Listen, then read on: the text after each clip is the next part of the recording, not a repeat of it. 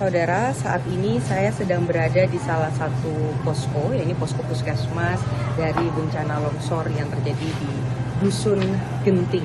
Dan untuk mengetahui bagaimana kebutuhan dari para pengungsi, sudah bersama kami salah satu korban yang mau berbagi ceritanya dengan Kompas TV. Selamat pagi, Bu. Iya, Bu, pertama kami turut berduka, turut kehilangan atas apa yang menimpa, dan semoga juga bisa segera pulih kembali. Ibu, maaf sekali, di sini posisinya Ibu sendiri atau bisa berhasil mengevakuasi diri bersama keluarga Ibu? saya sendiri ke sini. Terus ketemu sama keluarga saya itu pengungsi yang di SMA sana. Waktu itu saya dari rumah yang pas kena longsor itu saya diajak sama ipar saya. Berarti posisinya Ibu memang tinggal di Dusun Genting? Iya. Oke, Ibu kalau boleh cerita bagaimana Ibu kronologinya ketika itu? Waktu itu kan saya lihat orang lagi gotong royong bersih-bersih kan. Jadi saya kedinginan, saya pulang ke rumah. Terus saya habis masak, terus mau cas HP di kamar, saya dengar suara gemuruh ya. Saya pikir itu helikopter, mbak bantuan sama ipar saya itu lagi ngorek-ngorek.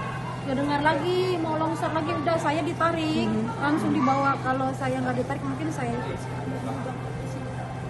Berarti sudah berapa hari Ibu di pengungsian? 4 hari. 4 hari. Iya, dan 4 hari ini juga belum satu pun belum ketemu keluarga saya. Harapannya ya dalam kondisi apapun bisa diketemu. Iya, saya minta pokoknya saya ikhlas, yang penting jenazah anak-anak saya sama bapak saya diketemukan. Itu aja saya minta. Tapi kalau Ibu sekarang posisinya ada luka atau apa? Iya. Ini tulang belakang saya sakit sama luka-luka. Saya cuma minta tolong, semoga anak saya diketemukan sama bapak saya. Ya Allah, itu aja Mbak. Ya, tentu itu yang utama ya. Ya, insya Allah saya akan ikhlas. Allah Akbar. Baik, tapi yang pasti Ibu juga harus kuat, harus tetap sehat selama di pengungsian, supaya nanti juga bagaimana ketika proses evakuasi ini berjalan, ada kabar Ibu juga masih dalam kondisi yang sehat begitu ya. Kita sama-sama kuat sampai proses ini terus berjalan dan selesai. Dan semoga cuaca bagus ya Pak. Ya, jadi saudara, sebetulnya itu hanya satu dari sekian banyak orang yang kemudian harus rela kehilangan rumah, berpisah dengan keluarga, dan juga kehilangan yang lain. Tapi satu hal yang pasti adalah proses evakuasi terus dilakukan sampai dengan hari ini. Memang sudah ada beberapa korban yang berhasil ditemukan, dievakuasi, kemudian juga dimakamkan, tetapi masih ada sekitar 33 orang lagi yang posisinya masih dalam proses pencarian. Personil tambahan tim SAR gabungan ini terus ditambah setiap harinya.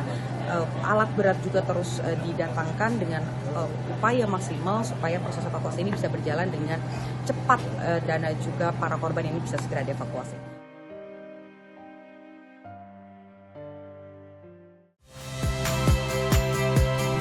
Saya Rahmat Ibrahim.